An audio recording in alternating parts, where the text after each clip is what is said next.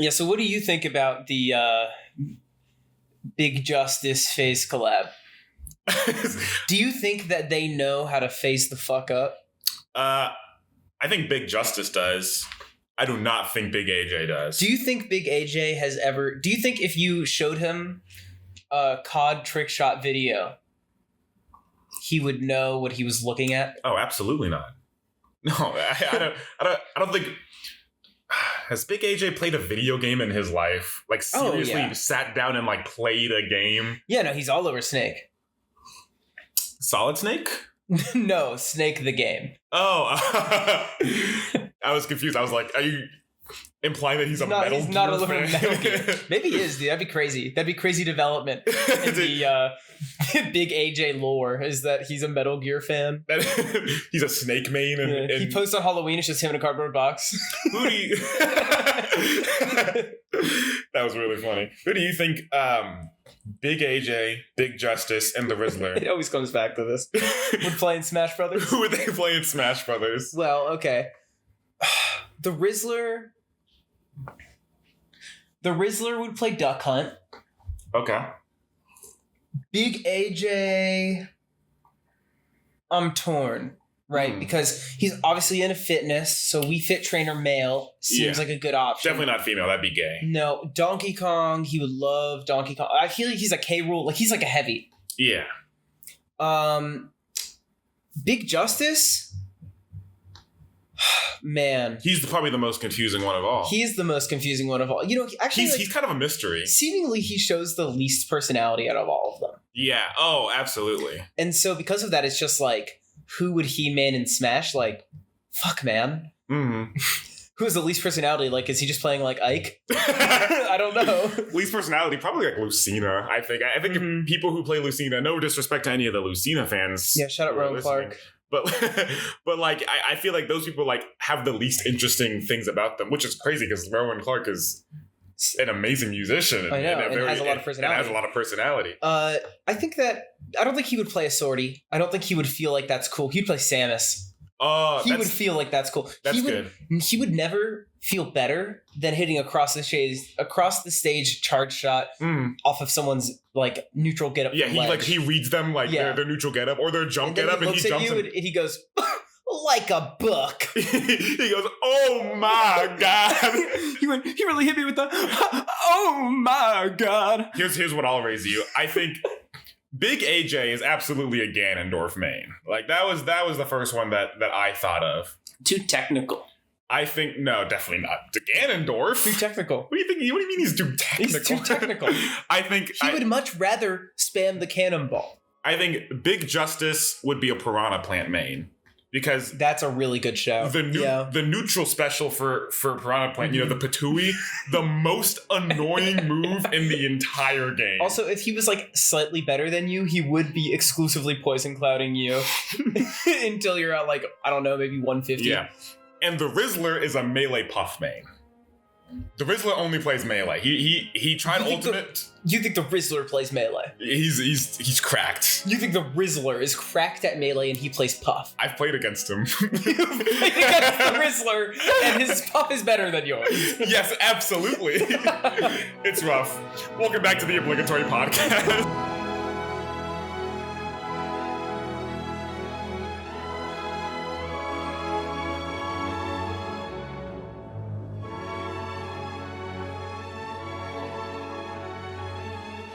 Back to the Obligatory Podcast. We just went 2-0 in our locals against the Rizzler. 0-2. My bad, people. 0-2, yeah. I have a lot to say about the Rizzler. Oh, yeah? Yeah. The way that he has been handled is probably one of the most reassuring things I've seen out of like a kid in social media in a really long time. Speak on that. I'm interested. So, you know, most of the time, you see kid influencers and they're not acting like kids. And they don't get the space to act like kids. Because a lot of the time their novelty is that they act like adults. Or they're being kind of like forced into it by their parents and their parents are feeding them things. And so like they're like fake acting like kids. this is not, I don't feel like this is the case with the Rizzler. No. Like the most prevalent examples and like the easiest examples that everybody knows about I can think of right now is like Lil Tay. Yeah. Her thing was that she acted like an adult. Oh my God. And like, obviously that was like, she did it in a controversial way, but like that was her thing. Or like Ryan's Toy World is like probably the most famous kid YouTuber who's like, yeah, that guy didn't act like a kid because his parents were like spoon feeding him what to say, you know, but like they were trying to seem as if he was a kid. The Rizzler, like he released a Christmas song and it was like genuinely pretty good. I not like his only verses. not only was it like pretty fun and like pretty good, it was pretty obvious that like it was written from a kid's point of view. Like he's talking about like coming down the stairs and how Santa's real and how he's excited to open up his gifts and how he hopes he gets like a truck. Yeah. You know, like I feel like we often forget that the Rizzler's like actually 8 years old. No, yeah. I mean, that's kind of going along with what you're saying. I feel like this is going to be a rough sentence to say. Big Justice and the Rizzler are kind of like foils for each other. Because like the Rizzler, like, or Big Justice, I should start off with, like his father like really wanted to get big on the internet for a while. You sent me a video a while back where he was like doing like meat reviews and like trying to make a name for himself, and he has like Big Justice, like baby Big Justice. He claims, by the way, that all those old videos were just like fun little things he posted. Like he wasn't trying to be an influencer. Yeah, he was really. He was trying to be like a wrestler. He's always wanted to like be a big name in like the world. And like Big Justice is kind of like not riding along his like coattails, but it's definitely like Big AJ wanted to be like him and the son. Like they're the package duo. They're the big boomers. They're the Costco guys. They're the Costco guys. Whereas like when the Rizzler told his like really heart-wrenching story of you know, rags to riches, where he was like, he went up to his dad and he was like, Dad, I want to make a TikTok with the Riz face. Yeah. And then he made a TikTok with the Riz face and he blew up. Like the Rizzler like had a drive to make content just for fun. He initiated that. Like his father wasn't like, hey kid, go against that wall. You're gonna do the Riz face now. Yeah. It was like, I mean, at least that's what the Rizzler says. Yeah, but it's also how it feels. I wouldn't be shocked if it wasn't true, but it feels as if it is true. Where like, you know, his dad is supporting him. But his dad's not even like really trying to be like, his dad's like, whenever he's on camera, he's like not a personality. No, he's just his dad. He's just there to make sure that like his son doesn't do something fucking crazy. Yeah. And it's like, it's so sweet to me. And like, you know, you see the Rizzler getting interviews on like TikTok, Jimmy Fallon, and they're like, hey man, can you do geometry? And he's like, I don't know what geometry is. I saw one TikTok interview him where it was just like, hey, the Rizzler, oh my God, so good to meet you. I have some hard questions for you. Are you ready? And he was like, yeah, I'm ready. He's like, all right, what's 25 divided by 5? And then he waited, like, you know, he like counted it out in his head like a kid. Yeah. And then he got the right answer. And the guy was like, oh my God, yeah, like great job, dude. Like that was awesome.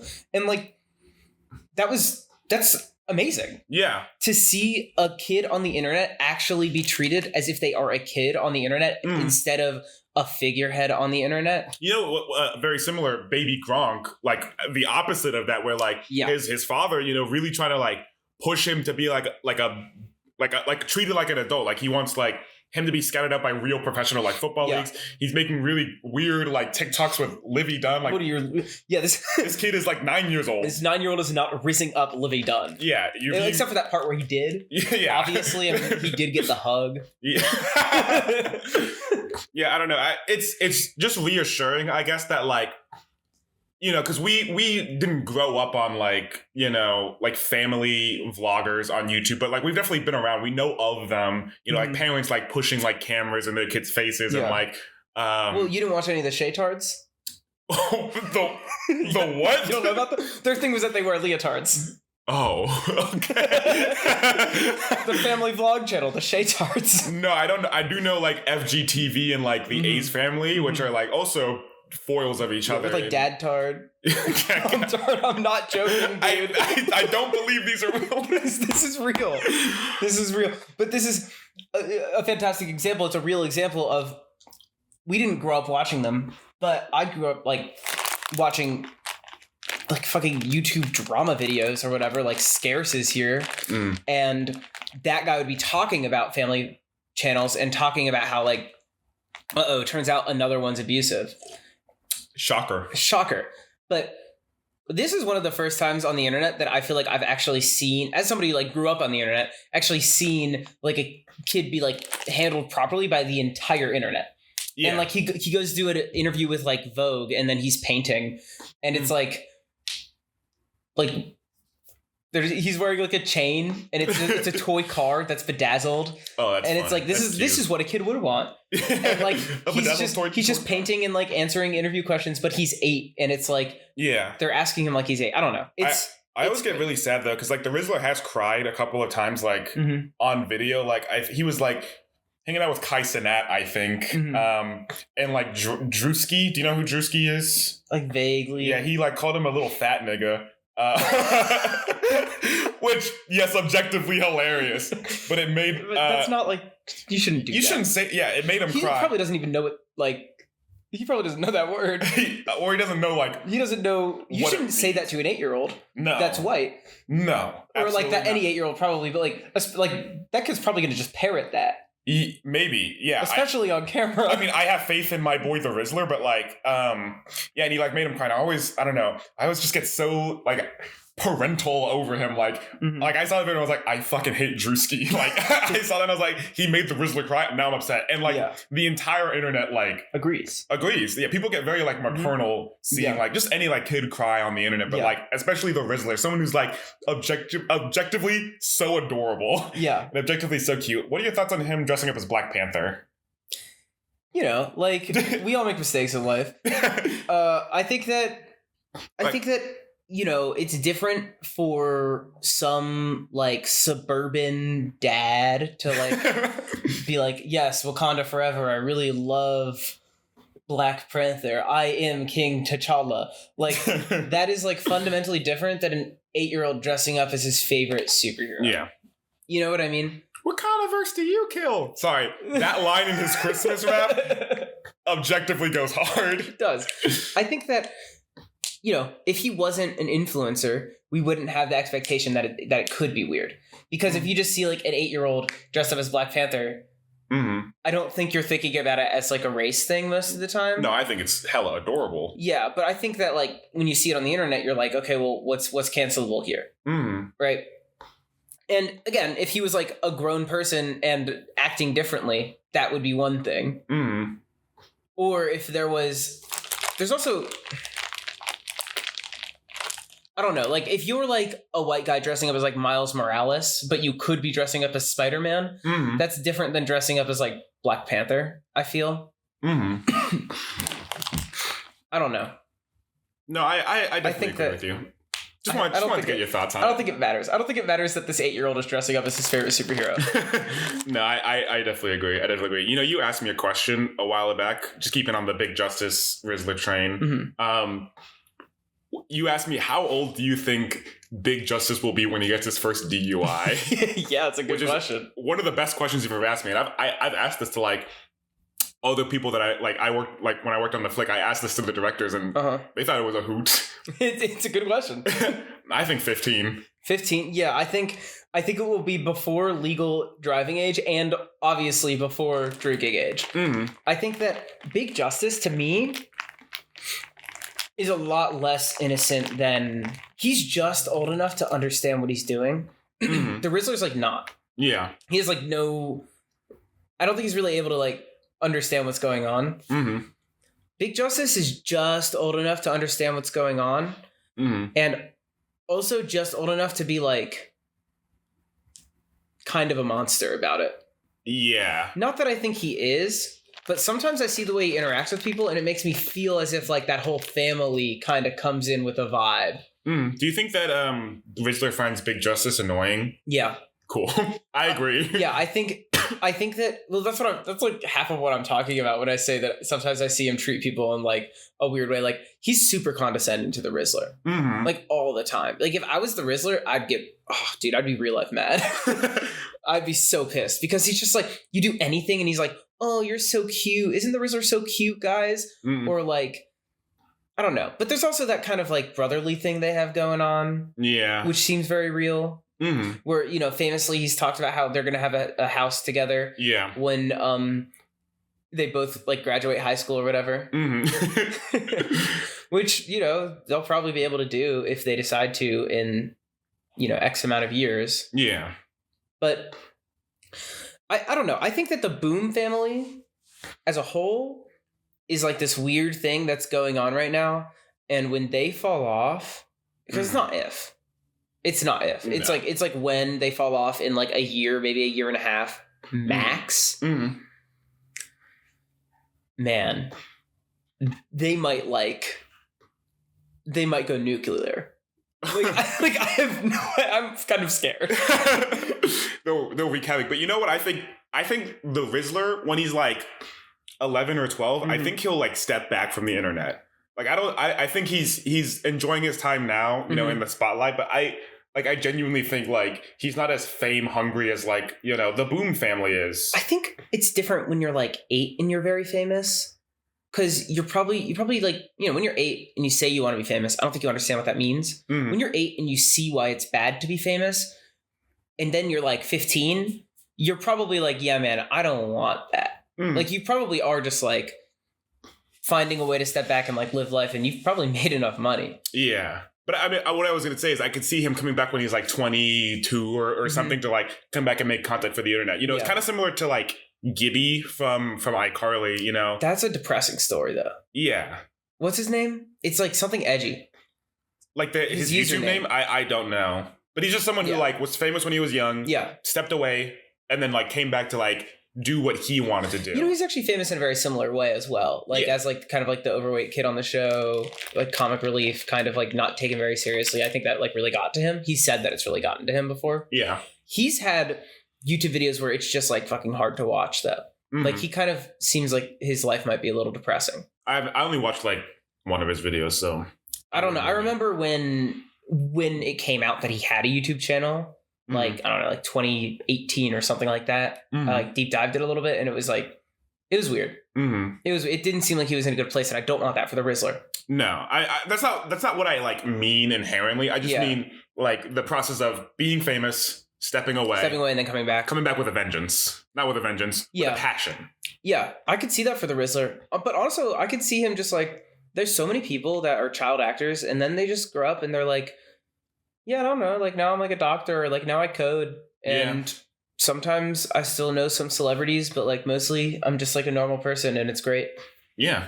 And like I think that is best case scenario for the Rizzler. Like, honestly, I think like another year and then he's just like gonna like live his life as a kid, like just let him be a kid. Like, yeah, he probably can't for the rest of his like adolescence, at least as long as he looks the way that he does, which is very recognizable. He probably won't be able to like go to school and stuff, or he'll go to like a celebrity school.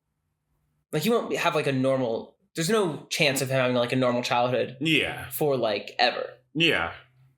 I think that I just saw a TikTok of Big Justice and his sister talking about how they were like, yes, we do go to school. And then they were eating lunch somewhere, but it looked like they either go to like some like crazy celebrity school or were like lying about it and they just get like homeschooled, because there's no way they go to school. Probably not. I've seen interviews where they're like on a podcast and talking, like they're like, oh, are you guys in school? And he's like, no, well, I can't be in school anymore. It's just like too much of a hassle. No, absolutely. Yeah, it's like when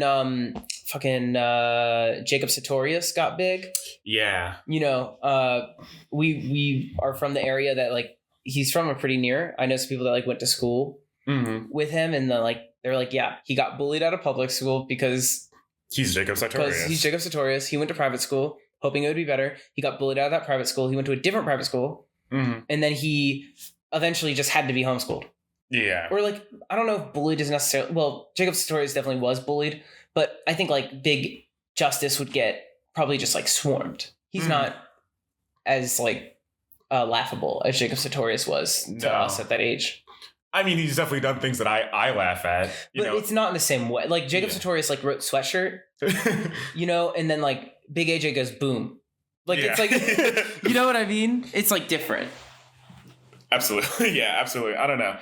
It is very like interesting to think about, like, because, you know, I want to be an actor, and I definitely wanted to be an actor when I was younger. And I remember like, you know, there would be like radio, like like news broadcasts about like bring your kid into the studio and we'll like, you know, get them on an episode of Phineas and Ferb or something, and like really wanting to, but my parents, like my mom specifically, being like, "Nah, I don't think that's a boom, George." Like she said that to me. I think that's more of a doom. She said that's a doom. I think that's more of a doom.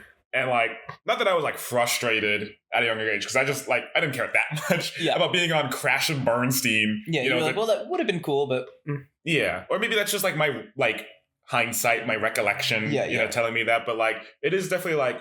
I am very grateful that they didn't like push me into that, even though I did like want to do that, because it is like, you know, not the greatest place for kids to be. I mean, it is weird that like child labor is like a no-no in like in America, except for like acting. Except we love putting them on camera. We love putting them on TV. We actually can't get enough of children on TV and like music and as celebrities. We like adore it as a culture. Like Kidz Bop. Yes. Is like so unimaginably big. Mm-hmm. Like we think of Kidz Bop and we're like, yeah, whatever. It's like Kidz Bop. We laugh at it. But like, Kidz Bop is huge. Is ridiculous. They're translated to like so many different languages. They're all over the world. There's Kidz Bop UK. There's Kidz Bop US. There's like, yeah, it's. Do you know the first Kidz Bop album was just the like founder of Kidz? It was like an adult man just singing like kid versions of songs. Yeah, and everyone was like, "Yeah, this is way too creepy." Yeah. I remember I super wanted to be on Kidz Bop actually. Like looking back, are you actually? I just remembered like as a kid like really like watching Kidz Bop videos, and like I think it was like a radio ad like suggesting that like parents bring your kids in, we'll audition them for Kidz Bop and like. We can get them on Kidz Bop, and then they could have like toured the world. How old are you? I mean, I don't know for certain. I think I was maybe like 9, 10-ish. I was roughly prime Kidz Bop. I was roughly like the Rizzler's age, I think, like a little bit older, and like being really into this idea of like touring, like touring like the world, like going to like Canada. Mm-hmm. I used to have a really big like. Weird thing where I really wanted to go to Canada. Me too. Yeah, I still do. I've never been to Canada. Yeah, I still kind of. I have a friend in Canada that I want to like go hang out with. Yeah, but also as a child, they called me Canada boy in elementary school because I was that kid who was wearing like, shorts and a t-shirt and like very resistant to cold. Mm-hmm. And they were like, "Oh, look at Canada boy over there." Like only adults. Mm-hmm. Only adults. Yeah. Which is why I don't count it as bullying.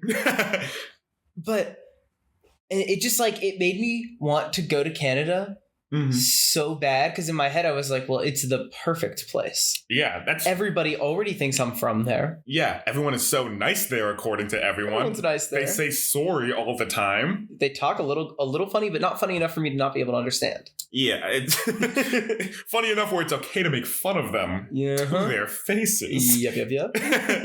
And I remember like just like. Really wanted to do it. Of course, like, never happened. Yeah. Never would have happened. Uh-huh. Maybe. I don't know. Maybe I had beautiful pipes when I was a kid. I don't remember. I'll tell you right now, none of those Kidz Bop kids have beautiful pipes. I think they're more dancers than singers. They're all really good dancers. Well, I can't really speak on it, but they seem like they're very good dancers, especially for their age. What and just like personalities. Like, I mean, now they're like just influencers. What I would imagine is that it's like they have singing kids and they have dancing kids. Then they have kids that go on tour. Probably. No, because people like are fans of certain kids. You choose your kid. To kin. You kin a kid. Yeah. And once you kin a kid, then that is your kin. Yeah. And it's good. I think that for me, when I was in middle school, I thought it would be hilarious to be in Kidz Bop, but I had the realization that I think it would have been funny to be on Kidz Bop too late. But I was obsessed with the idea of a younger version of myself being on Kidz Bop because I thought it would be really, really funny. Mm-hmm. That would be like... But not because I wanted to be on Kidz Bop. Mm-hmm. Just because like the idea of later on in your life being able to say that you were a Kidz Bop kid and then pulling up a YouTube video, pointing at the screen and saying, "This is me singing a kid-friendly version of like Uptown Funk by Bruno Mars." Yeah. Where they say, "Stop put some milk in it. Yeah. And I'd be like, yeah, that was actually my line. I made up that milk thing. Yeah. I did that in the studio, kind of like an ad lib. Yeah, actually, I'm also a writer. I sing, dance, and write for Kidz Bop. They call me a triple threat. You know what I think about like often is like Kidz React. You remember that whole like oh my god, yeah, saga of YouTube? Those kids have like come out and made statements about how they weren't allowed to say what they thought at all and stuff like that. Yeah. Some of them are still like, you know, in their own influencer arcs now. Mm-hmm. Yeah, I didn't really have much else to say. Like we all know what's wrong with kids. Yeah, Kidz I mean, the whole React thing was crazy though, because didn't they try to copyright the word React? Yes, they did. The Fine brothers? Yeah, that's no. Those guys are not fine. Yeah, those guys suck. More like the Suck brothers. Put her here. I'm gonna put your fist down for that one. No, I mean I used to like be really into Kidz React, and I also used to like really want to be on Kidz React. Like I thought that was like the place to be as a kid. You know, I mean, I'm sure like. No, I'm sure they weren't even paid well or anything. I'm sure nothing was good about it, actually. No, I'm absolutely... I mean, the way they talk about it now is like they fucking hated it. They like couldn't speak their mind. Well, that's like the whole point of the channel. The only thing is that they might have made somewhat decent money, maybe, but probably not. They probably got paid like gig by gig and not that much. Yeah, I mean, it probably was like depending on the video and how much you were in it. They probably get paid as much as like Jubilee people get paid. Which is like not a lot. No, I disagree. They don't get paid a lot. So. Jubilee people? Yeah. They get paid like, it's not like upsetting, but they don't get paid like a crazy amount. I guess so. It's just gig work. Yeah. I guess I don't And then sometimes Jubilee asks you to come back, but it's still, they only ever pay you per gig. Mm-hmm. It's not like... No, it's definitely not like a salary or like... It's not like crazy or anything. It's just... I used to really want to be on Jubilee. Because I think that would have been... I don't know. I think that it's just...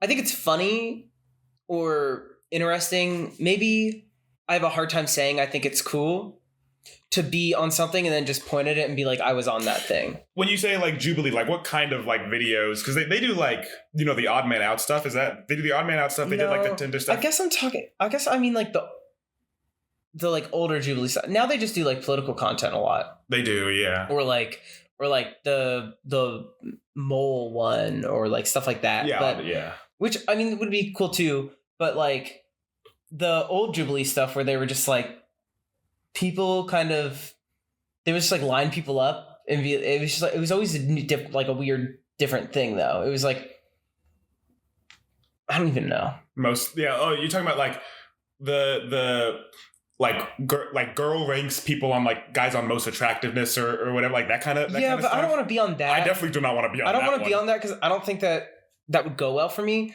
Mm-hmm. But like I want it to be on like, I don't even know. I just want it to be on something similar to that, like where it's just like once like a gig, and then you're like, oh, point at that. Hey, that was me. That's like funny. Yeah, but not as like a consistent thing. But then if they liked you, maybe it could be a consistent thing. Yeah, definitely. What about those? What is it? The like this? I mean, it's more so like the political stuff where it's like this group of people and this group of people, and they ask a question and then you come in if you agree with it. And you talk about it, then the people who disagree, they come in. Yeah, I think everybody on those is like a little bit insufferable. I agree. But like, I want to do one where it's like people who have a podcast and people who don't have a podcast. Yo, middle ground about the epidemic of white people having podcasts, you and me. Yeah, I have a lot to say on that as a white person who owns a podcast. I think that yeah, I mean, like, I don't think I'm nearly as interested to go on something like that. You know, I turned down a lot of offers from Jubilee to go on all of they see my political commentary sneak its way into the Obligatory Podcast, and they have been butting at the nib for my political commentary on their own channel. Of course, yes. I've been turning them down. Yes, and they want me on an episode of Odd Man Out for like people who own a podcast, and it's like, these 5 people on the podcast, and it's just like people talking over each other and like not shutting up when the time's up. Yeah, we can't have like space. We can't have dead air. We just gotta keep talking and talking. Yeah, so I don't know. I think this round it was Justin because he used a lot of filler words, and people who are into the podcast community, you know, we really make sure not to use a lot of filler words. Now, I understand that I did just use 2 filler words in saying that I said you know once and like another time. However, we're all still working on it.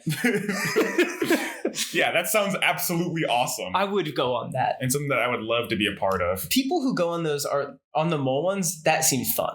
Yeah, that's what I mean. That seems really fun. Like there was one where it was like 5 gamers versus 1 or 6 like non-gamer, and then like the non-gamer got like outed immediately because like he said they asked like what's your favorite game, because obviously that's the question you ask when you're you know doing a gamer episode. Yeah, and he was like, my favorite game is Until Dawn, and then he couldn't tell them a single character name, and it's he just Googled like niche or like good indie game or something like that. Well, that's just the worst one to pick. I don't know. It's just like like as a gamer, like I inherently have like a biased view on it. But why could you pick a simpler game than Until Dawn? I have like a very story game. Could have chosen anything. Is the truth. Like most gamers, aren't going to be like, oh, your favorite game is Mass Effect. Well, you're probably not a real gamer. Well, that's a bad example. Mass Effect is a gamer game, but you know what I mean. Well, I mean, I think like it would have been like, or like Battlefield or something like that. You just say a shooter. Just say a shooter. I mean, from where I'm standing, he should have said like a Nintendo game that like everyone plays and like lie about having like a story about how it's like your favorite game. You should have just said a shooter.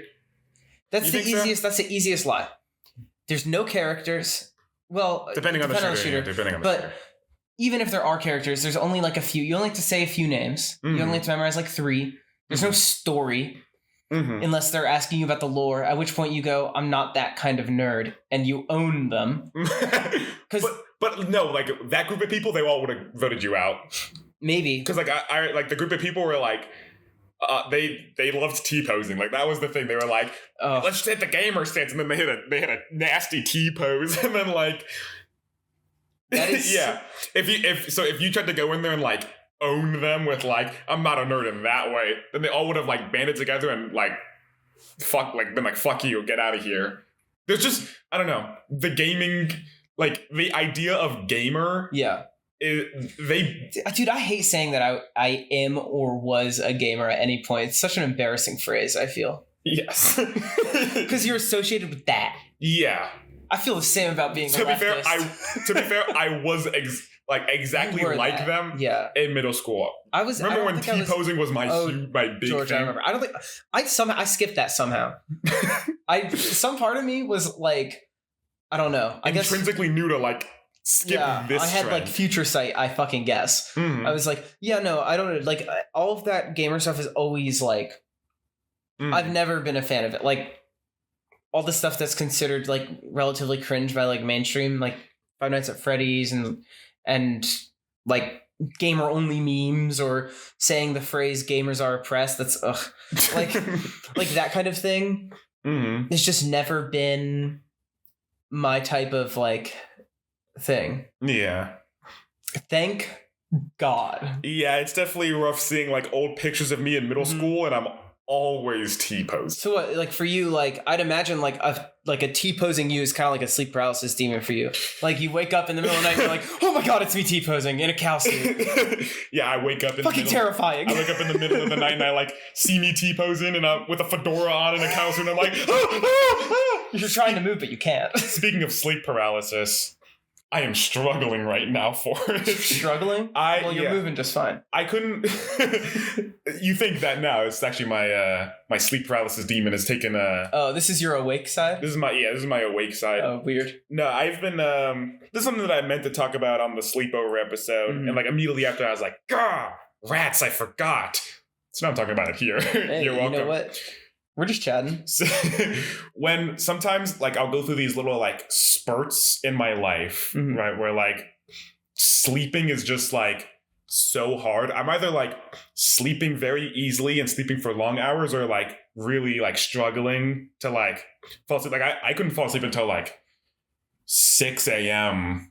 today, actually. So like this morning I was up at 6 a.m. Oh, fantastic. Woke up at 12 to text you, I'm coming in at 4. Immediately went back to sleep. And then showed up at 4:30. Yeah. Woke up at 2 and I was like, I gotta get my day started. And I don't know what it is. And sometimes this isn't happening like right now, but like sometimes when I'm like falling asleep, like I'm starting to fall asleep, right? I'll like, be going and going. And then all of a sudden I stop breathing. Like I'm not able to breathe and I'm not able to like move my body. I have to like really internally like push and push and push myself to just like wake up and breathe a little bit, which is like, that's just genuine. That's kind of terrifying. It's absolutely terrifying. I remember specifically this one time, like a long time ago, this is like what most people think of when they think of sleep paralysis. It's weird. Like I used to sleep like with my door creaked open, like as a little kid, because I was like, oh, if a burglar comes in the middle of the night, I'll go to my mom and dad over there. Right, and then you don't have to worry about turning the handle. The hardest part of opening the door. It's like, I can like lose some frames. I make up those milliseconds.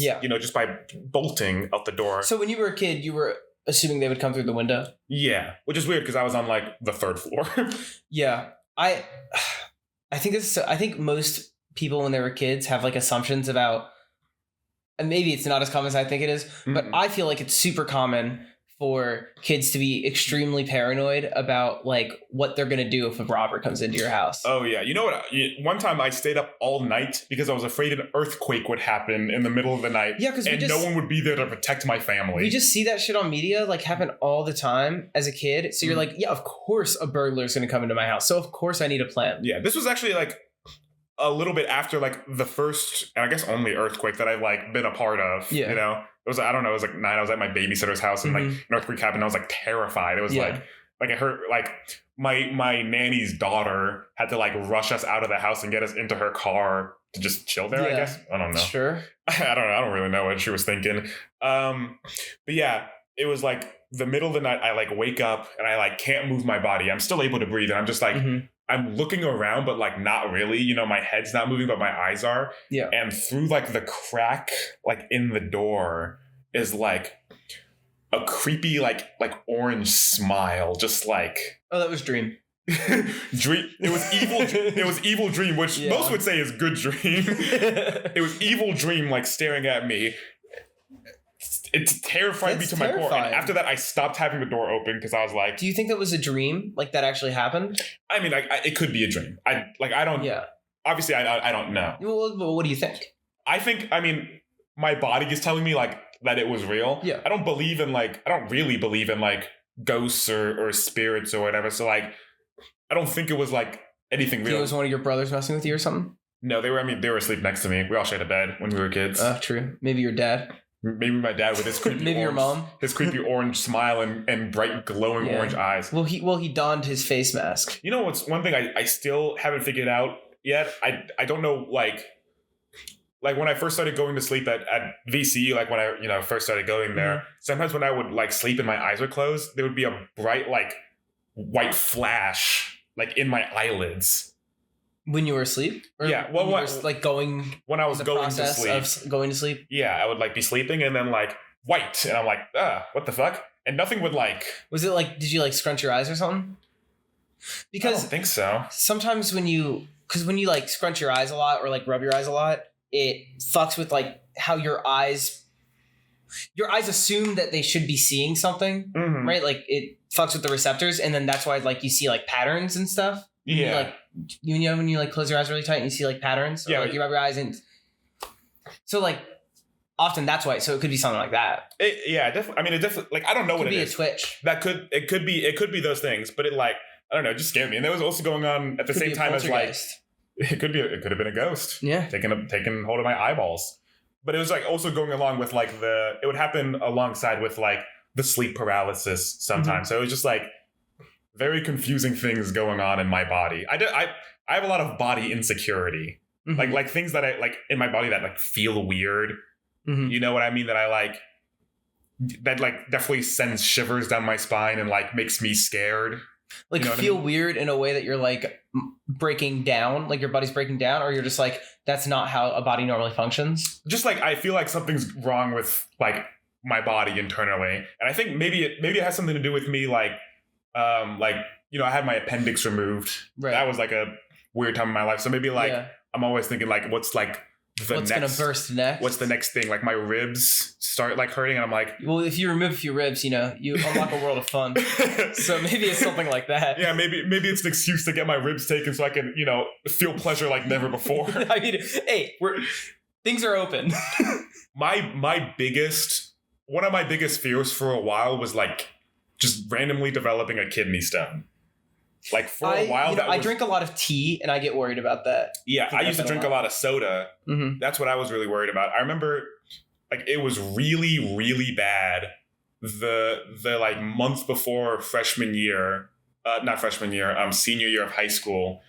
It was actually had to go to therapy for it because it was like I was so viscerally scared all the time of like a kidney stone just like happening to me because like I don't know, you don't know what's gonna happen. Right. So it could always happen. That's where my mind was at. I guess. And like I remember there was just like this one time where like I was just in my room and I felt like a weird thing in my body and I was like, this is it. I'm gonna experience the most pain I've ever felt in my entire life. Yeah. And like I was like standing and I like couldn't move my legs at all. Like I tried to like go get help. It was like the worst panic attack like of my entire life of just like standing there and being like, I need to get help, but I like can't move my legs. Like I physically couldn't move my legs. Yeah. Luckily, my dad came into the room just to like, he came in just to check on me and be like, hey, George, how's it going? And he was like, oh, something's wrong. Something's wrong with this kid. Why are you just standing there? Yeah, I was just like, and like eventually I got out the words like kidney stone and he was like, are you having one right now? And I was like, no, but I might. And he was like, oh god. So it's very possible I'm having kidney stone right now. I don't know because I've never felt it before, but it could be happening right now, Dad. So watch out for that. He calmed me down though. That's like a father does. As a father does.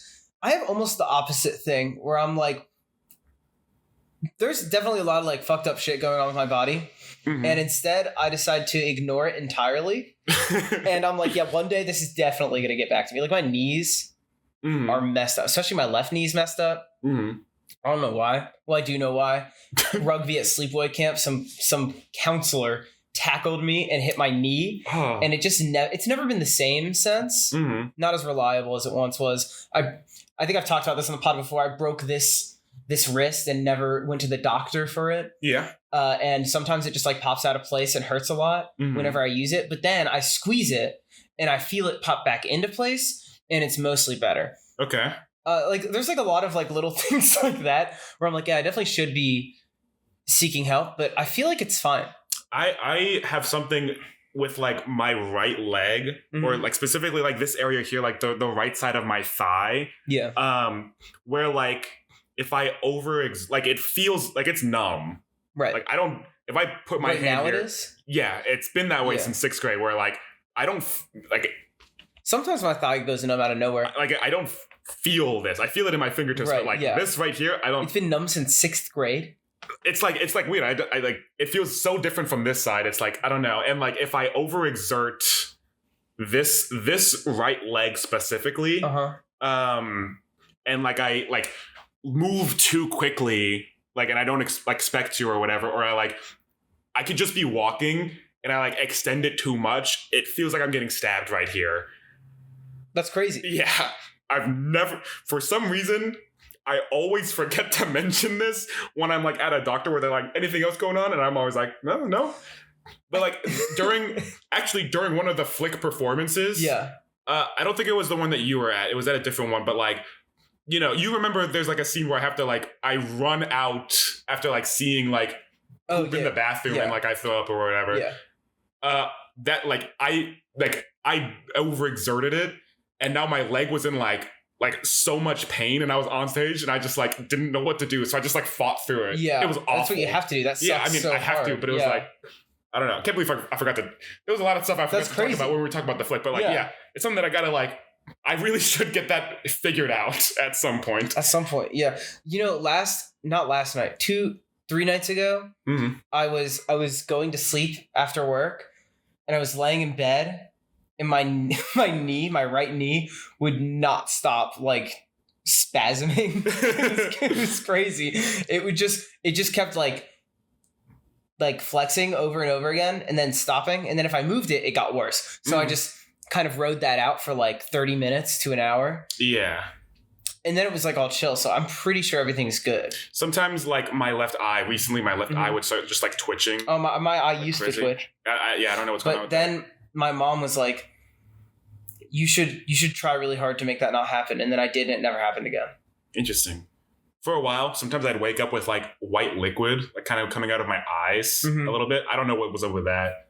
I think my mom brought it up to the doctor. I don't think they knew what was going on either. Or maybe they did. Anytime I bring something up like that to the doctor, I feel like they're always like, yeah, I don't know. It's just like the body's weird sometimes. But I mean, it I go to really good doctors, so it's not like... Yeah. But I have a very distinct memory, which looking back might be a dream, because I'm not sure if this is like a possible thing to have happen. But I feel like it was real. But I feel like all my dreams are real. But I have a very distinct memory of being like, I want to say like somewhere in the range of like 8 to 11. Maybe on the younger side, maybe 8 to 9.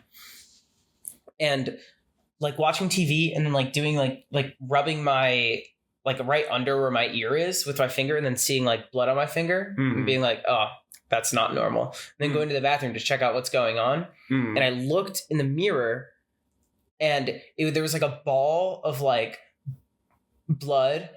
And like my ear was like dripping blood, and then I did like this, like turn my head over the sink, and it was like dripping like a lot of blood. And then I'm not quite sure what happened next, but I do remember going up to my parents and being like, hey guys, this happened to me earlier. And they were like, must have been earwax. Wow. And I was like, no, there was like a lot of blood. And they were like, no, must have been like, were you like picking at it? And I was like, no. They were like, it must have been like a weird ball of earwax. a peculiar red leaking ball of earwax. Yeah. And I think like that kind of attitude makes me be like, yeah, I think everything's just fine with my body. I remember this I know was a dream, but for a while I was certain it was real, where like my right knee or whatever knee was like gone, and I just had a giant bloody hole. Oh no, I've seen that about you. That's why I was wearing pants. Yeah, I mean, you have shown you the pictures of me with the giant bloody knee underneath. And like I was in a wheelchair for like months, and like family would come over from like Greece and like all around to like come see me and make sure I was okay. And for a while I like thought this was like real. I thought this was real life, I guess. Yeah. Just like me being in like a wheelchair, I thought was like a thing that happened. Sure. And then I mentioned this to my mom, and she's like, what? Like, I was like, yeah, that time I was like in a wheelchair, and like people were like coming over, and she was like, that never happened. What are you talking about? And that was earth shattering to me, because I was like, no, this happened. No, I have such a distinct memory. Yeah. This happened, Mom. Dude, it's fucked up when dreams are that realistic. Yeah. I used to have a really big insecurity when I was a kid of my kneecaps moving too much.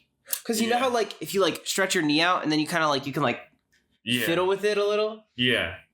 The moment that I realized that you could do that, I started getting extremely anxious about the fact that it would definitely go too far one day, and I would be able to do nothing about it. Which is like so not how the world works. Like that's just called a dislocated kneecap. It happens all the time. But I was so scared, because also sometimes when you're like on your knees, they like move up a little. You know what I mean? Has that happened to you? You know how you're on your knees all the time? Yeah. You should know. Sometimes when you're on your knees, they like move up a little, and that to me is like has always been one of the scariest feelings to feel in my body. But so far so good. But I still do worry about it sometimes. I worry about lockjaw. That's something that I get like. Oh no, me too. Because like I worry about a lot of jaw related things. Yeah. Because there's a lot of activities that you like. can do where your jaw just gets like sore. And when my jaw gets sore, I get really worried that I've damaged it forever and it's never going to get better. Yeah, I'm also always flexing. I'm always like clenching my jaw. Yeah, I mean, you're trying to get that chiseled jawline, that all the TikTok influencers have. Yeah, that's the reason why. No, since I go to theater school, we do like a lot of mouth exercises to like practice like opening up like the mouth and like exercising the muscles so that you like don't like rush through your words or like mumble your words like when you're in a performance. Yeah. So like we'll do those and like we have to like stretch our jaw out like really large. And like there was one party that I went to where my good friend Zeke, shout out to Zeke, he got lockjaw like in the middle of the function and I saw it happen. And luckily they just like they put it back right then and there. How do you do that? You just kind of hit it? You just they just jostled it back into place. I guess, yeah, disgusting thought. Mouth stuff is... Disgusting thought, I know. So yeah, I even before that I was like, what if I get lockjaw? Just like, what if it just happens? Like, imagine we're doing this podcast and I like make in the middle, like, horror. I can't do anything now. Yeah, awful. How have you been? How have you been enjoying living on your own? No, it's been great. Like I'm loving it so much actually, because I'm obviously like I'm very social all the time. But I definitely really enjoy my alone time as well. Kind of an ambivert in that way. Yeah, I mean, I heard that we're both ENFPs. I think I know this about that. And ENFPs are the most introverted extroverts. That's what like people often say about ENFPs. Yeah. I don't know how you feel about like personality or MBTI types or whatever. I believe that there's definite like value and realness to them. It's more the phrase introverted extrovert. It's more like the commitment that people have to being either an introvert or an extrovert that like what the fuck are we doing here? It's like we're all just like, can we just be people? Can we just like be fucking normal about like this one thing once, please? Please. But no, yeah, like I mean, I'm getting to do everything like exactly the way that I want things, which I really like because I'm a pretty particular person. Originally I was thinking about moving in with people, but I had a thing that was going to happen, but it fell through. And once it fell through, I was kind of like, actually secretly, this is like secretly good news because that means I'm going to get to do everything like my way exactly. Especially since I'm like pretty clean freak, pretty like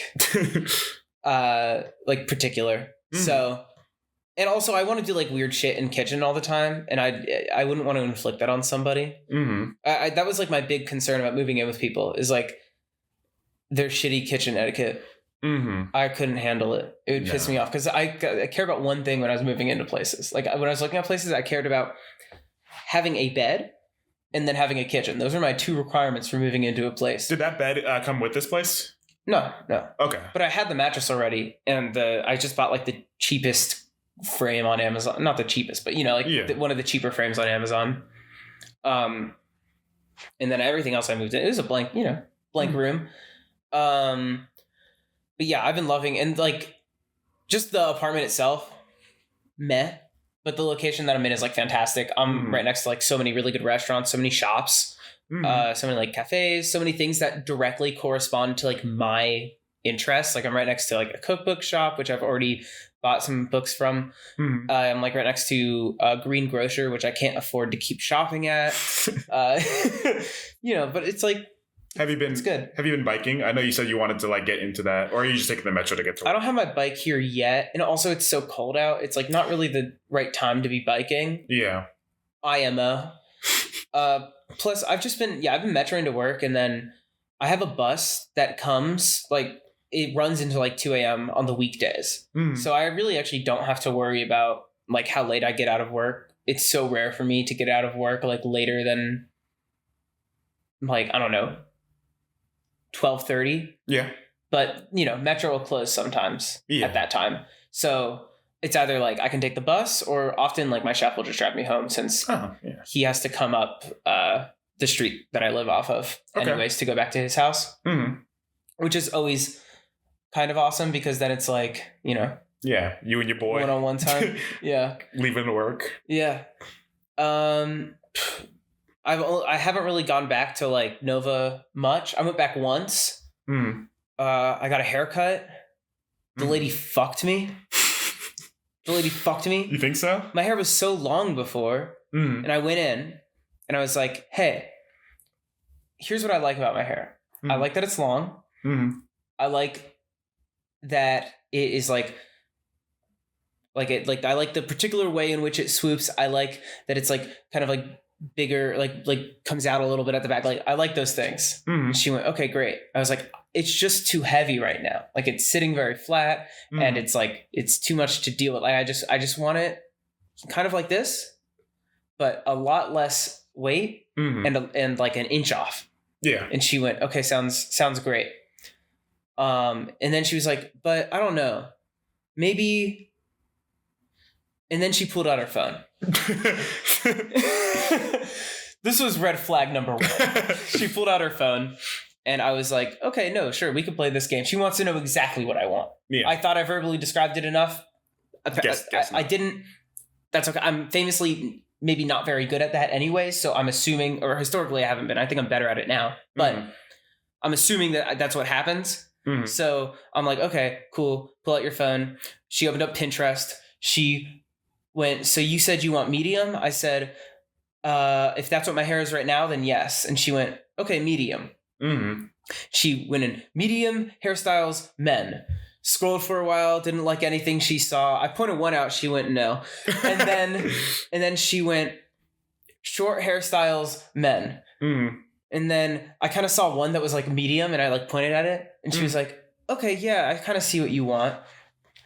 All right, time to go wash your hair." And then she just kind of like pointed across the salon, and I was like, "Okay, cool. I guess I'll go to that sink." Whatever. She washes my hair. I come back, fucking soaked in the head. I've never had one, like a hairdresser, dry my hair less than her. It was actually crazy. Even a clean wipe, and then she was like, "It won't drip on the floor. That's good for me." Which I guess some people just prefer to cut hair more wet or like more dry. I don't know. She starts coming in, and she's like, "So what do you do for work?" And I'm like, "I'm a cook, blah, blah, blah, blah. Blah, blah, blah, blah, blah, blah, blah, blah, blah." Wow, that's some riveting conversation. Dude, I know, right? I'm killing it conversationally. I do have a podcast. And so then she's like, "Yeah, okay." And I see her like starting to cut hair. And I'm like, that looks like she's taking a little bit more than I asked. But like, I don't know anything about cutting hair. So I'm just going to assume that it's going well. And then she's like, "Is this how long you want your bangs?" And like pushes them down or whatever. And she's like, "It's going to dry a little more up." And I'm like, "Okay, it was like a little long." I was like, "Maybe a little shorter." And she was like, "Oh, okay. Yeah, I thought so too." And I was like, "Oh, great. We're on the same page." Yeah. I think I said this exactly. I was like, "We're on the same page." It's like, you can, I trust you with the rest of it then. Worst mistake of your life. Wrong thing to say. She took this as an opening. She heard that and heard me say, "I don't know what I want. You do whatever you want to me. I don't know anything about what I want, considering like how I look." So she starts, going on a path of destruction. Yeah. Cutting off so much of my hair. And all the while she's like, "I'm very excited. You're going to look very businesslike when we're through with this. It's good for a young man like you to look businesslike." And I'm like, "Yeah, I mean, I guess businesslike is good." I guess so. And she was like, "Yeah, you came in," and I was like, "Man, you don't know anything about your style. You don't know what's good for your style, but we're going to get you looking businesslike now." Yeah. She's going to get you into suits too while she's at it. Yeah. And all the while I'm like, I told you I was a cook. Like, I don't need to look businesslike. I don't need to look businesslike. And then she was going so hard. She was like, whenever she was around my ear, she was like fondling it hard. At one point she knocked out my earring. Whoa. I know. It was like crazy. And then she was like, "Do you want over the ear?" I was like, I don't really care. I don't think so. She was like, "It's more business-like. I think we'll go over the ear." So she just really wants to own a business, and she's just projecting it onto you. It seems like she wants me to succeed in business. She wants me to like run the business that she owns. Yeah, she wants you to run the restaurant. She wants it. This guy's a cook. Nah, he's gonna be the guy in the suit and operations manager now. Yeah, so she's just like making me business like. 30 minutes pass. I'm just looking at it in the mirror. I'm trying to make like some conversation. It's dead. Oh, yeah. Or I'm getting nothing from her. She's not good for a podcast? No, she's awful for a podcast. We'll scratch her name off the guest all list the while just telling me I don't know what's good for me. Mm-hmm. And then it ends and I fucking tip her. So what else are you gonna do? I tip her 20%. Wow. What's wrong with me? I don't know. You should have asked for a taker though. You should have asked for a taker, but she didn't expect a snowstorm coming from you, and she's gonna hit you with the sharpest razor in the city. That's what you should have asked for. I should have said that. Got rid of the baby beard. I should have said that to her. Yeah, it was so bad. That's rough. But it was right off of a different, appearance altering trip that I took, which was very exciting. It went fantastically. Which was, of course, that 2 weeks ago, I went to Miami for 7 hours and got a tattoo. Picture on screen. Wow. So I have this artist that I really like in Miami. She does like brushstroke, kind of like abstract, kind of like looks like abstract painting, but it's a tattoo. And the way that she does it is like she like paints on you. Like she takes your arm and she takes a paintbrush and tattoo stencil and dips it in the tattoo stencil, and then she paints on you. And then she tattoos over the paint, and it's like fucking dope. So I got I have some like older stuff that she built upon that I already had. And I told her I just wanted to kind of like fill it out more. Yeah. The reason I got this tattoo is because I'm allowed 2 tattoos a year, famously. Yeah. Everybody knows Forrest says that guy's allowed 2 tattoos a year. Yeah, and it's enforced by me, actually. Like, if he suggests, like, getting a 3rd tattoo, I get a rule and I hit him on the hand and I go, no, Forrest. Yeah. No. Well, actually, what happens is George grabs some iron wool and scrubs it off of me if I get a 3rd tattoo. Yeah, I get a potato peeler and just like get it right off. It's just not worth it. Yeah. I've tried. And then, so, it's December and I'm like, fuck, man, I've only gotten 1 tattoo this year. Like, I got to get this out of the way. Yeah. I have to use up my tokens. Otherwise, I'm just letting that shit go to waste. Yeah. And I have some savings like laying around. So obviously I do the logical thing of I Google cheap flights to Miami. This is something I do all the time when I'm bored and thinking about how I want tattoos. I Google cheap flights to Miami. Anything under $100 round trip for me means that I'm going to go get a tattoo. So this one was, I believe, I want to say like $80 round trip or something like that. So I take it. Yeah. I file for a day off work. And they give it to me, just the one day. They give it to me. And next thing I know, it's 10:30 a.m. And I'm on a plane to Miami. Now, I didn't bring anything on this plane, which is, by the way, like a really weird experience. I don't know if you've ever walked into a Ronald Reagan Airport, an airport in DC, at like 9 a.m. with nothing but pockets. But you get weird looks from security. And I already don't really look like my driver's license does. So like I'm walking in there, blowing past everything in security, hands in pockets, like fucking chilled out, basically asleep. And I get to the guy with the ID. And he looks at me and looks at the ID and spends like 2 minutes on it. He's like, are you sure? And I'm like, the whole time I'm just kind of standing there like listening to a fucking podcast, like zoned out. And he's like, all right, you can come through. And I'm like, thank God. So I get on this plane.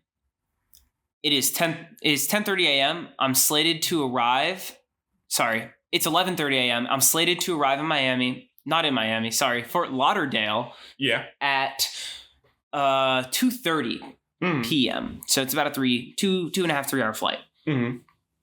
I have a tattoo appointment at 4:30. So I got some ground to cover. Luckily, I can make it by public transport in about 2 hours to Miami. So no problem, right? Okay. Yeah. So I get off this plane. Everything's looking good. I'm actually a little bit ahead of schedule. I stop for something to eat because you're supposed to eat before you get a tattoo. I didn't do this the last time I went to this artist, and I want her to think good of me. So I made sure to be hydrated, not have any caffeine, and eat my food before my tattoo. Very good. And I take a bus to a train, and I'm on the train and I'm jamming. And I'm like, this is great. I'm ahead of schedule. I actually don't know what I'm going to do. It's like this tattoo studio is like not really near anything, but I'm like, whatever. I'll just like fucking kick rocks. Train gets a delay. Okay. Okay. That's fine. Perfect. That's fine. It's fine. I mean, like it's a delay that's like too long. So I am going to be late for this tattoo session. But that's okay. I get off on the next stop and I Uber into Miami. Fantastic news. I'm in Miami. I asked this guy to drop me off at the studio.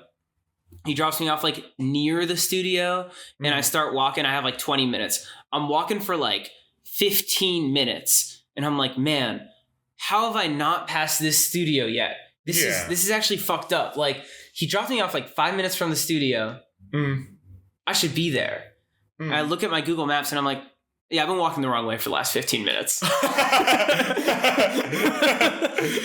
So that's fucking tight. I book it. I'm fine with 5 minutes. You gotta run. I book it in jeans. It's like 80 degrees out to get to this tattoo studio. In December? Yeah, it's in December in Miami. Florida. Yeah. I get to that tattoo studio. I'm like, oh my God, it is so great to see you. Totally whiff the hug. Totally whiff the hug. She goes in for a hug. I had no idea she was just walking so confidently at me, but her arms weren't out or anything like that. Oh, so it was like a sneaky little late hug. She was like model walking at me. And I was like, I have no, like in my head, I was like, is she going for a hug? Like, is she going to stop in front of me? And then she didn't stop. And then she like went it and it was like a one arm side hug situation. It was not.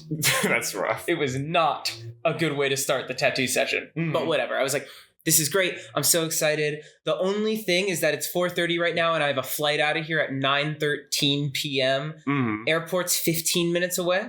Yeah. And she's like, don't worry, it should be no problem. I only work till late. And tattoo, in my mind, the last one I got took like 4 hours. So if this one takes 4 hours, tattoo or the airport's 15 minutes away. I get there at 8:45. Domestic flight security is like a joke. I'm going to get through and it's no problem. She sits me down and she shows me the design and I see the design and I'm like, wow, that is not what I thought that would look like. Because, you know, going into this, I emailed her and I was like, well, I don't really know what I want from you. I just want you to extend on what you have so you can do whatever you want. And like, I stand by that and I'm really glad with the tattoo that I have. I stand by that as like a concept as well. It's just like going into a tattoo artist and being like, yeah, do whatever you want to me. I think that that's fucking sick. Yeah, I agree. I also think that like, you know, I came in and I was like, wow, that's just not at all what I thought it was going to be. She was like so much color and it was on the iPad and it was like so bright because the brightness was all the way up on the iPad. She walks away after I give her some smiles and I like scramble to her profile on Instagram and I'm like, okay, no. She's tattooed with this color for his profile before. It looks really good. No problems. You know, I get the paperwork. I get the tattoo. We have a great session. It's like 8 p.m. We're like almost done. I would say like 90% of the way done. I'm starting to get a little worried. We finished the tattoo and she's like, you know, all tattoo artists, she's kind of like a famous tattoo artist. She needs to have pictures and like do this whole like process of all that like bullshit. So it's like yeah, you get a little antsy. It's like 8:10 and I'm like, man, I'd love to be out of here by 8:30. And she's like, yeah, no problem. And she's like fiddling with the camera. She calls over another artist. She's like, hey, does this shot look right to you? And I'm like, I actually know about cameras, but I didn't say that obviously. It's just like, it's like 8:20. She's like taking pictures of my arm. I'm like, you know, I'm just going to prepay you now so that, so this won't be a problem. Like I just have to like wait for longer or anything like that. She's like, yeah, that's smart. It's like, 8:25, we're finally done. I instantly call an Uber. I get the fuck out. Well, before I get the fuck out, great hug. you redeem yourself. First thing, I'm like almost out. I'm not almost out the door, but I'm like paying her. I'm like about to shake her hand, and I'm like, actually, wait, let's hug. I'm sorry about the first time. And she went, oh, I'm finally getting my hug. It was sweet. Me and her, like, we get along. That's nice. And I get into this Uber, and this guy's like, so you're going to the airport, huh? Mm-hmm. I'm like, yeah, man, I'll go to the airport. I was just in Miami for the day, 7 hours. I was just getting a tattoo. He went, well, you didn't get any tattoo, no female's name, right? Whoa. Crazy bomb. I was like, no. Well, I was going to go with this. Don't worry. Okay. I'm not letting this guy bomb in his own damned car. I'm like, no, man, I didn't get it. I didn't get a tattoo of like a girl's name. I just don't think that's a good idea. He went, yeah, man, I know guys who got tattoos of females' names, their wives, their girlfriends. They think it's a good idea, and then they break up, and now what? You're just a fucking idiot. And I'm like, yeah, I have friends that have like relationship tattoos and they don't like it. And I'm like, yeah, like that's just what happens sometimes. Personally, that's why I like the idea of getting matching tattoos. I just don't like the idea of like them meaning relationship or them meaning like name. Like I will never get like a name tattoo. No. And he's like, yeah, man, you have a good head on your shoulders. Yeah. It's over. I'm like, okay, great. I don't have to talk to this guy anymore. We have like 2 minutes of silence. And then he starts like snacking on chicharrones. And I'm like, and he's like, oh man, dude, I love chicharrones. And I'm like, yeah, man, me too. Pork skin for people who don't know. So delicious. And I'm like, yeah, man, he's talking to me about food now. So this is my domain. Now you're super so I'm like, excited. Yeah, man, I love chicharrones. Like they're so good. People like don't talk about them because like there's a lot of chips and I feel like they're like contained to Latin culture, but they really shouldn't be because like they're so good. And he's like, yeah, I mean, the wife doesn't let me eat gluten anymore. So, so this is like all I'm allowed to have now. She's like, you can't have bread. You can't have chips. And I'm like, so I can't have anything. I can't have anything. Well, here's my loophole. I eat chicharrones all day. That's my loophole for whenever I want chips or anything like that. And I'm like, yeah, man, dude, yeah, that's like, so you're like paleo or something? He's like, no, she just doesn't let me eat any gluten anymore.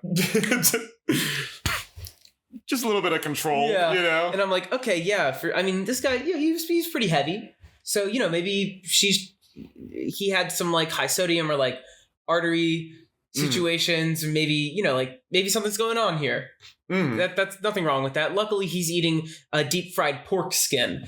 So that's that's helpful. And And then he's like, yeah, man, I can't even like have tacos anymore. And I'm like, well, can't you have like corn tortillas? And he's like, yeah, well, I can, but like she doesn't like it when I have like any starch. Wow. We're just laying it on thick there. And I'm like, yeah, man, I'm sorry. That sucks. It's over. I don't have to talk to this guy anymore. I'm like 7 minutes away from the airport. This is halfway through the ride. Like 7 minutes away from the airport. Everything's okay. He's like, so what'd you get for your tattoo? Amazing. Yeah. I'm like, oh yeah, well I got this like, it kind of just looks like paint. It's like abstract, kind of very colorful. And he's like, yeah, man, how much was it? And I'm like, it was pretty expensive. It was like $700. And he's like, yeah, man, and like the price of the dollar, it's just going down and down. It's inflation, with like Joe Biden and shit like that, man. And I'm like, yeah, no, inflation's really bad. I just moved into a city and it's just like, so like rent is so much more expensive than my parents remember it being and stuff like that. And he's like, yeah, well, that's why I have everything in gold. Everything in precious metals now. Beautiful, shiny gold and silver and platinum too. Why not? Yeah. He's like, that's why all my 401k is in precious metals now. And I'm like, this is not inherently a bad idea. But it's not like normal either. No. Like nobody's sitting here and being like, yeah, that guy's normal because all of his 401ks It's in precious metals now. And then he's like, then off of 401k, off the single thought of 401k, he starts talking about Social Security. He just got started. You haven't gotten there by now. This guy's pretty red. Yeah. And I'm not. And so he's like talking about, he's like, yeah, man, you know, like, and the problem is like, my 401k, it's just basically the value of it keeps going down. And Social Security, it's so fucked up, man. You know, I pay taxes my whole life, so that I can have Social Security. And then I finally get Social Security and they tax it when I get it too. No, they don't. That's actually not how that works. Okay, whatever. But there's also, no, they don't. And I'm like, I didn't think that that's how that works. And he's like, no, man, it is. Trust me. You know, but that's like one good thing at least that Trump did. And he just starts going on this like tirade. And I see the airport in the distance. Beautiful. And I'm like, it's how I would imagine coming onto Mecca feels. You know, it's just like so hopeful. I'm like, I can finally get out of this car with this chicharrones obsessed man. No problem. So I get out of the car. It's like 8:45 and I have a flight boards in like 15 minutes. I get to the line in security and I'm like, oh fuck, dude. This line is entirely full. Oh, okay. Like snaking around full. And I'm like, there's just no way. I'm gonna have to be that asshole in the airport who's like, oh, I'm sorry, I have my flight really soon. I didn't plan well. And I'm like, that's like my greatest fear. I like don't want to be that guy, right? Luckily, dude, the moment I hit the line, an airport worker comes up behind me and is like, oh, don't go into this line. It's too full. We have one down there. We're moving everybody down there. And it's just like one of the VIP lines. But because it's too full and I'm the first one they tell, you get like, yet again, within my 7 hours in Miami, I'm booking it again. I'm making sure I'm the first goddamn person in this line. So that, because Miami Airport's not small. No. Right? So I'm like, I have to make it to the plane. Luckily, I make it. I catch the metro home to DC. I fall asleep and I have a lovely day at work the next day. Beautiful. Beautiful. Absolutely beautiful. Yeah, I also recently went on a trip. That's way more like hectic than the trip that I went on. I went to Myrtle Beach the other week. Actually, the same week that you went down to Miami, I went down to Myrtle Beach, and this was something that was planned. I saw you from the plane. you looked down and you were like, "That's George." Yeah, that's I saw George your at hair, Myrtle Beach.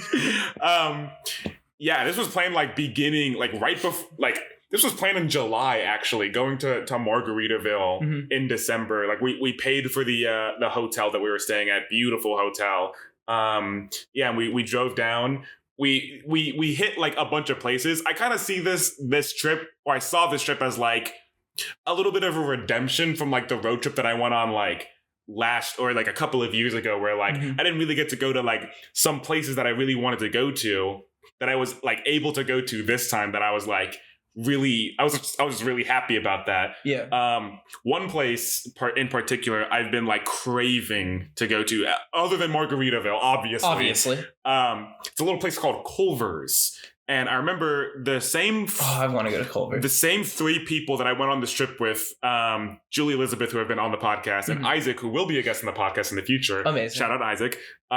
We were doing a French fry tier list, and Isaac was like swearing on his life for Culver's to be like S tier. Yeah, people are diehard for that place. Yeah. So like, you know, after picking up Elizabeth, who lives in North Carolina, we like 20 minutes later stopped at a Culver's, and like the burgers there, I got a butter burger, Forrest. And it's like a burger that's like cooked on butter, and it's like, you know, the buns are like caked in it a little bit, and it's that was one of the best fast food burgers I think I've ever had. Yeah. The fries though, like in the moment I liked them, but I'm gonna be real, Isaac, you're listening to this, you're gonna be a little bit upset at me when I say this. They weren't that great. Look, everybody thinks that their favorite place has the best fries because secretly it just has like the best burger. Yeah. And they're eating the burger and the fries at the same time, and they're like, wow, this whole meal is so good. Well, actually, my favorite fry place is Checkers. And I think the burgers there suck. Checkers have phenomenal fries. No, yeah, and pretty ass burgers. You're right. We've had Checkers fries. The Checkers fries they're crispy, they're delicious, they're salted, So they season amazingly. Yeah. The burgers, like everything else there is like utter dog shit. Yeah. Especially the customer service. The customer service is absolutely horrendous. But yeah, I tried. We all got like the food. I got a Butterburger. Everyone else. The mascots are like a curd, like a cheese curd family. Like they got Mr. Curd and Mrs. Curd, and then they got Curdette and like Curd Junior. They got plushies. I saw like these plushies. It was hilarious. Yeah. It was amazing. I think Culver's is great. I was glad I was able to try, because like on my old road trip, like I wanted to go there, but it wasn't open when we were there, and that was like the last one in like that area before like getting home. So like finally getting able to like redeem myself that way was just a beautiful little like cyclical like story. We stopped at another Buc-ee's. So jealous. I've never had the pleasure of going to a Buc-ee's. I've been wanting to go to a Buc-ee's for the past like 4 years of my life so bad. Yeah, I'm 2-0 when it comes to Buc-ee's, you and I. Oh, George, I will end you. I really want to go to like every Buc-ee's. Like that just sounds like a really cool thing to just be able to like. I looked it up. I think there's far too many Buc-ee's. Yeah. There's like over 100 Buc-ee's. Oh, really?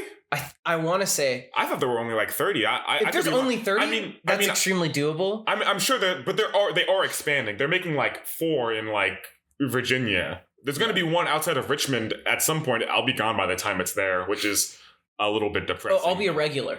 Yeah, that's where you'll do your grocery shopping. Yeah, I'm like, this is the closest Buc-ee's to me, so it only makes sense. So that's the one you're going to go to. Yeah. And like my friend Isaac got this this like pulled pork like sandwich. It was so good. He let me have a little bit. They're known for their barbecue. Well, they're known for having like good barbecue for a gas station, I guess. Yeah. I mean, for a restaurant even, I think it, not a restaurant, but like a fast food place, like I still think it's like pretty good. And like all the like people working there, they like have little chants that they do every once in a while. They're like singing. Everyone was in, all of the workers were in Christmas hats. And actually when we were there, we were able to like, that was like the perfect time because Bucky was there and he was in his Santa like outfit. He had like a Santa hat on and like Bucky himself. From Bucky's fame. I got to meet him again, Forrest. You remember the last time? Did he remember you? Yeah, he was like, "Oh, George, I checked out that episode of the podcast. That shit was fire." That's what he said. He went fire. Yeah, that's his signature catchphrase. And he goes fire. And it was just amazing. I didn't spend as much time in there. Like it was mostly for Julie and Isaac, I think, who hadn't been to Buc-ee's. Elizabeth, she's a North Carolina native. That's true. She's been there lives there plenty of times. So jealous. Forrest, you would love it. I know. I would go to Buc-ee's. See, I would like order one of everything, I think. Yeah. That's what I would want to do at Buc-ee's. That's the goal. Yeah. To try everything and make. That's why you go to every Buc-ee's. Yeah, exactly.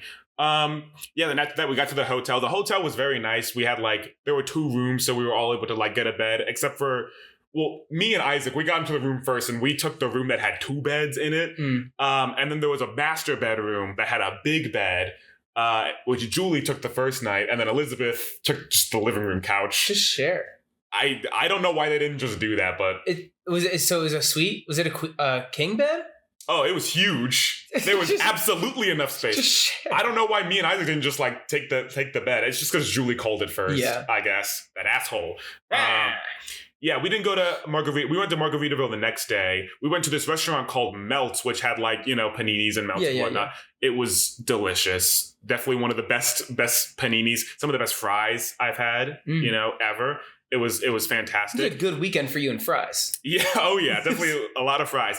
At the Melts restaurant, there was the Christmas creep, which was like a giant creepy I don't like that. I don't like that name. Yeah. Well, that's the name I'm calling him. That's the one that I adopted. Because also, this is a tangent. I'll keep it short. Okay. But Santa is extremely creepy by nature. Of course, but he is the Christmas creep. Santa's also a sex icon. He's a sex icon. Santa Baby, the song. Santa, yeah, that's a good song. Everybody wants to fuck Santa all the time. It's that's true. It's called mom making out with Santa and fucking Santa. Yeah. That's not normal. Okay, this guy's the Christmas creep, but anyways, I digress. But Santa Claus is jolly on the outside. This guy was creepy on the outside, but you know what? I could Probably sense his good-natured soul on the inside. Yeah. And I took a couple pictures with him. I had this bit during the road trip that Elizabeth in particular hated, where anytime I was taking a picture in front of something and it was like a group picture, I would be looking back and like looking at the thing. I thought this was hilarious. There's like every picture, there's something like everyone's smiling at the camera and there's just this one fuck ass guy looking at the thing like confused, like what is this that we're standing in front of?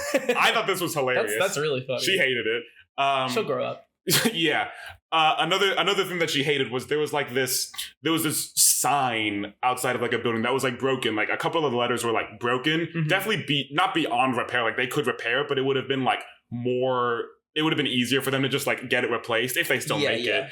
And they left it outside of their building. And I was of the mindset of if they didn't want this to be taken, they would have left it in the building, like in the storage room. I think that's a very fair mindset. That was my mindset. So I really wanted to just like me, Isaac, and Julie were all down to just like get this thing and like. How big was the sign?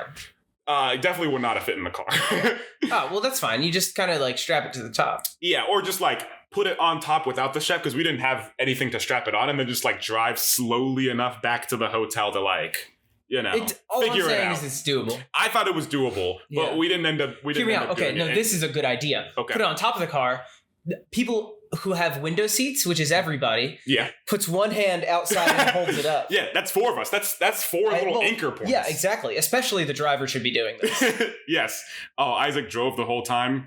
God, that man is a soldier. That's so nice. He is. I mean, he offered. Yeah. I didn't want to drive it. Yeah. Yeah. Margaritaville specifically, here's what I'll say. Not as good as Rainforest Cafe. Nowhere near. Rainforest Cafe is just so, for whatever reason, actually good. Like, it's not like the greatest meal you'll ever have, but for a theme restaurant, it is like way better than it has any right to be. I agree. It's better than the restaurant around the corner, which is weird. Yeah. Margaritaville? Are their margaritas even that good? Well, I got the perfect margarita. That's what it was called? Yeah, that's what it was called. Lovely. Because I just thought that was the quintessential margarita here. Well, yeah, it's perfect. I tried that. Also, by the way, my meal was completely paid for because I won a bet. About to bring that up. I won a bet. I cannot say what the bet is on air, but I won a bet, so my meal was paid for. And boy, was that great, because I got one of the most expensive things on the menu, the Cajun seafood pasta. That sounds good. It was pretty hard good to mess up. Yeah, it was, but it was really heavy. Like, yeah, it always is. It's like very creamy and I'm not like super big into seafood, but I still thought it was like good. And the margarita, it was good. I got a salt rim, which I actually thought like added a lot to the experience. Yeah, salt rims are great. But it, like the things that Julie and Isaac got, because they were the only other ones above the age of 21. The things that they got, I thought were better because they were fruitier. I prefer fruitier. Yeah, you are quite that way. But the perfect margarita, I thought was still pretty good. Well, I mean, it has to be. It's named perfect. Yeah, but I mean, the atmosphere there was just like not as. Like, I thought it would just be more engaging and more enthralling. I guess I was, like, setting myself up for more because of Rainforest Cafe. It's hard coming off of Rainforest Cafe, right? Because they're, like, there's animatronics, there's a storm every, like, 15, 30 minutes. Yeah. There's, like, you're really immersed in, like, an experience. Margaritaville is, like, if you're a big fan... Of Jimmy Buffett, you'll like notice all the Easter eggs, I feel. Yeah, and since I'm not. Yeah. Were you guys listening to Jimmy Buffett the whole time? We listened to the Pina Colada song, which is not Jimmy Buffett. Yeah, I was going to say. I love saying that it's Jimmy Buffett. I convinced them it was Jimmy Buffett for a good like 10 minutes.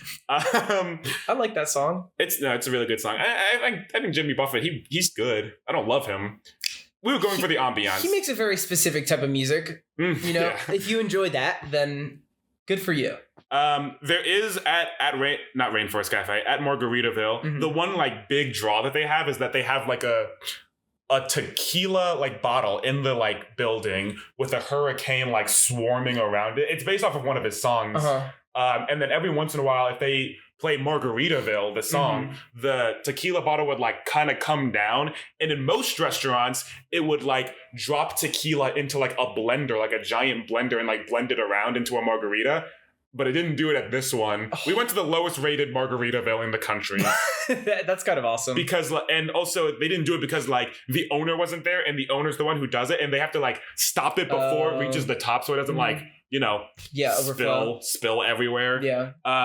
So that was like really disappointing. Like it would come down, but then nothing would happen, and it'd be like, oh, that is disappointing. This is kind of a little bit lame. But I mean, I still really enjoyed, Margaritaville, the Margaritaville experience, I guess. Yeah. But like, man, Rainforest Cafe, it just has it beat. The Rainforest Cafe, I mean, it's just one of those things. It's like an all-time. Yeah. One thing that was a very big step was, these are, the people that I went with, I'm very close with.